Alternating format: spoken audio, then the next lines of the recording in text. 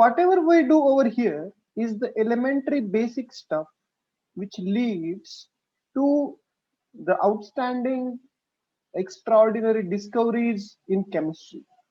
By that I mean the discoveries which win Nobel Prize. Now, this highly prestigious prizes in chemistry named after Alfred Nobel, or I would say in sciences, and its prize amount is also huge. Okay, so anybody has any idea कि the Nobel Prize 2020 for chemistry is won by whom? It was announced last week. Anybody? Any idea?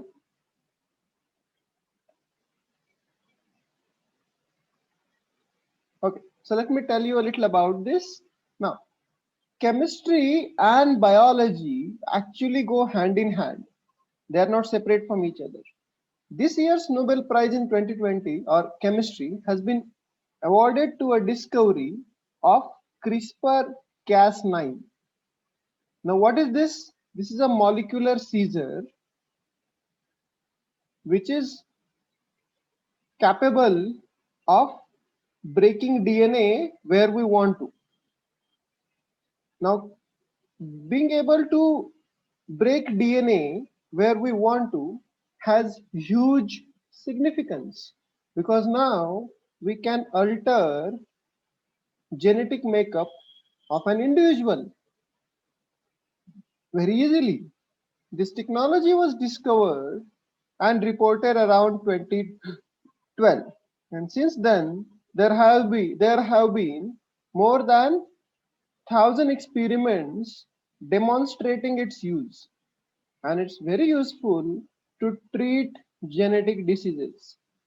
That's one thing. Okay. Another important test is last week the Indian Council for Medical Research announced a rapid test for coronavirus called Feluda test. Now, Feluda test is a paper strip test. So there will be just a strip of paper which will be inserted in the nose of the person to check whether the person has contracted the infection or not. And the Feluda test totally depends on CRISPR-Cas9. Yeah, there should be P here as well. CRISPR-Cas9. So I'm going to show you an introductory video by C and En on the CRISPR-Cas9 and the two scientists who have invented it. Let us see.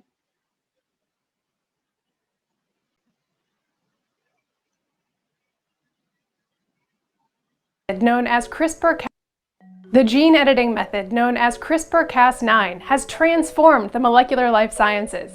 The Nobel Prize-winning method developed by Emmanuelle Charpentier and Jennifer A. Doudna enables scientists to precisely alter an organism's DNA, promising improved crops, new treatments for disease, and more. Here's how it works. CRISPR-Cas9 combines a protein that can neatly snip DNA with a molecule that guides those molecular shears to a specific spot in an organism's genome. CRISPR's creators adapted the tool from a naturally occurring bacterial defense system. When bacteria survive a viral attack, they incorporate snippets of the virus's DNA into their own genomes. Those stolen segments, and the genetic padding between them, are called clustered regularly interspaced short palindromic repeats, or CRISPR. If the virus attacks again, the bacteria use those CRISPR segments as a template to create strands of RNA that home in on the corresponding sequence in the virus's genome. The CRISPR RNA carries along a protein called Cas9 to the target location on the DNA. The protein disarms the virus by cutting its DNA at that spot. Charpentier and Doudna were amazed by this clever bacterial immune system and wondered if they could reprogram it to make precise cuts, or edits, to any DNA. The two scientists created a new molecule called guide RNA, which can be easily customized to mirror any DNA strand. That custom guide RNA molecule is like a homing beacon. It steers Cas9, the molecular scissors, to cut a precise portion of DNA. With CRISPR-Cas9, researchers can now see what happens when they turn a gene off by cutting it. Or they can program the CRISPR-Cas9 complex to insert a new DNA sequence, to repair or edit a gene. The The technique has become widespread in labs since Charpentier and Doudna first described it in 2012. Scientists have now used CRISPR to edit the DNA of organisms across the tree of life: butterflies, mushrooms, coffee, cuttlefish, and yes, even humans. And while it may still be several years before some of the more ambitious applications are proven to work, such as using CRISPR to cure genetic diseases, CRISPR has proven indisputably useful as a research tool. Scientists around the world have published thousands of experiments using the gene editing tool in their research, and the technology has spawned dozens of companies. CRISPR likely has many more surprises in store for us, and it all started by studying that curious little bacterial immune system.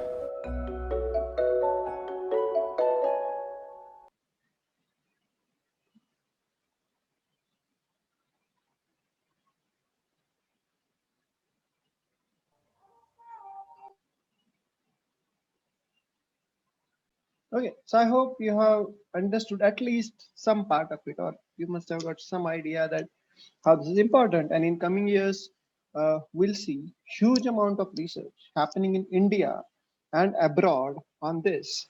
I would say don't be surprised if you find IISER Pune doing great amount of research on CRISPR in coming years, as well as there is a center we have called NCCS in Pune University, which is National Center for Cell Sciences, a very renowned Center for Cell Sciences in the India. It's the only one which is there. Okay, fine. Now let's get back to what we were doing. Start talking about the preparation of alkenes.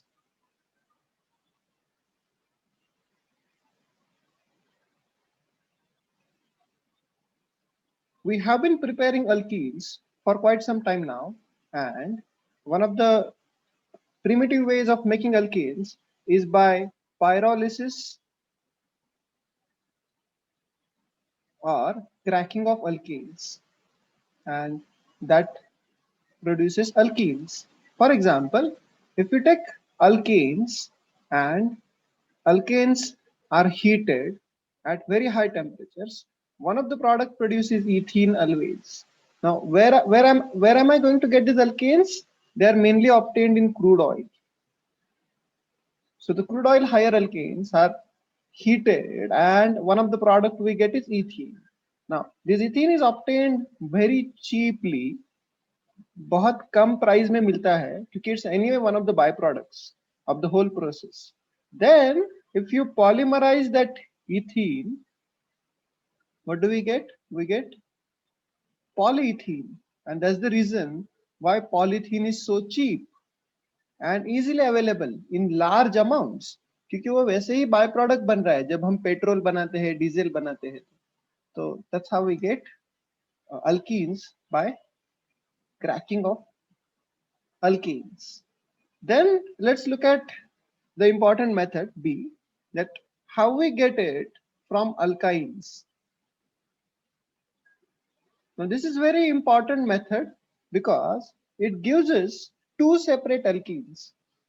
By choosing appropriate catalyst, we can either get cis alkene or we can get trans alkene. For example, let's look at the first method. So if you take but2-yne CH3C triple bond CCH3, which is having triple bond between second and third carbon, and then you add palladium carbon to it. Okay, then what happens is we get, in this case, the product obtained is going to be cis alkene. So you have CH3CH double bond C CH3H. So in this case, the two methyl group are on one side of the double bond and the two hydrogens are on one side. So that's how we get cis but 2-ene. The palladium carbon is generally known as Lindlar's catalyst. So I can write that when but2-yne and obviously hydrogen is added, when but2-yne is treated with hydrogen in the presence of Lindlar's catalyst,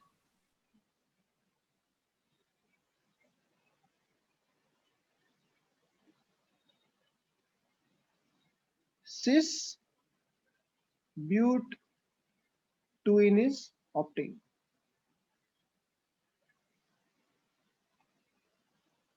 ठीक है, copy this.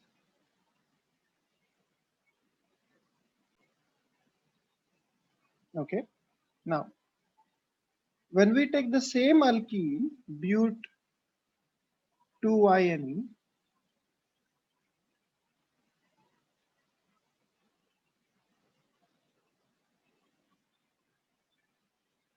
but we carry out the reaction in the presence of a different catalyst, and that catalyst is hydrogen along with sodium in liquid ammonia.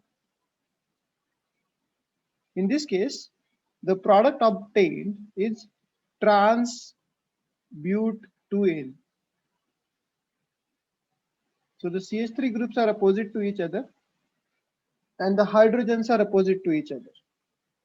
Here it is trans but 2-ene. Hence, I can write that when but 2-ene is treated with H2 gas in the presence of sodium in liquid ammonia,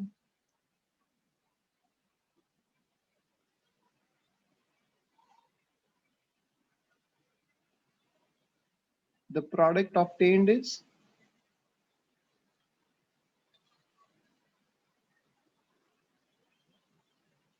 trans but 2-ene.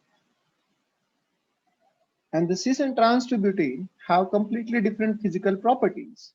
And that's how we can differentiate between the two, whether it's cis or trans.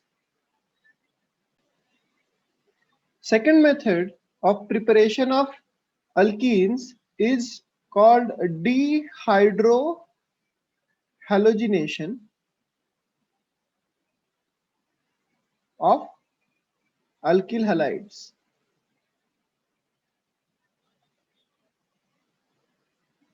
I can show alkyl halide like this. There is CH2, and this carbon is having hydrogen, whereas this carbon is having halogen, X, where X can mostly be Cl, bromine, or iodine. Now, when I take alkyl halide and I add a mixture of KOH and ethanol to that, it was observed that a strange thing happens and the hydrogen and halogen both are removed. And what we get is CH2 double bond CH2 plus HX. This process is called dehydrohalogenation.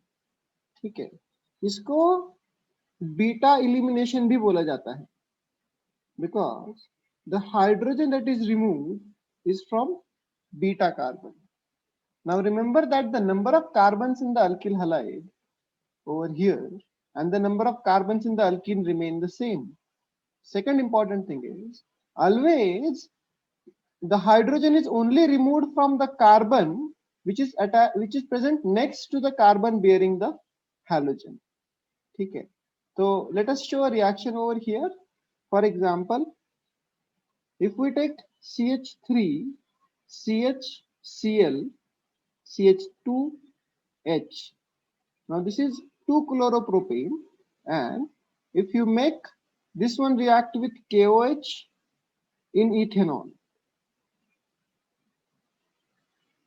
then the hydrogen and chlorine are going to go away happily together, resulting in formation of double bond between the two carbons to which they were attached. So हमें मिलेगा CH3CH double bond CH2 plus HCl. Okay, so in this reaction, the starting material is 2-chloropropane and the product is propene.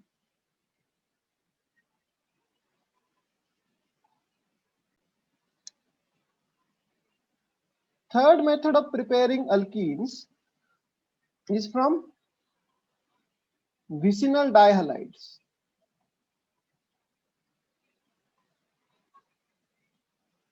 Dihalides suggest कि इस alkyl halide में दो halogen होने वाले हैं. ये विसिनल क्या है? विसिनिटी का मतलब होता है नियर बाय. ओके, तो when you have two carbon atoms next to each other and each of them is carrying one halogen, such dihalides are called vicinal dihalides.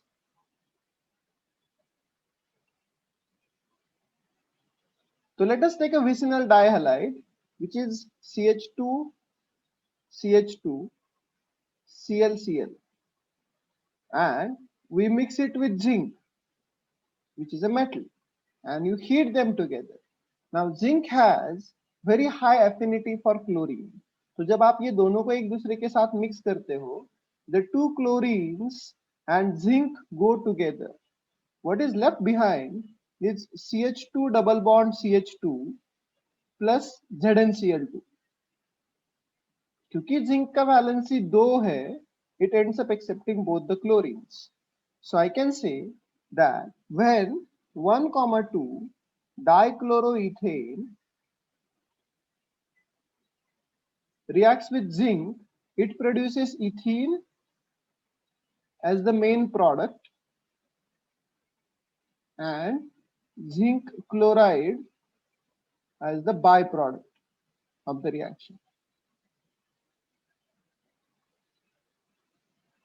Okay, so copy this reaction.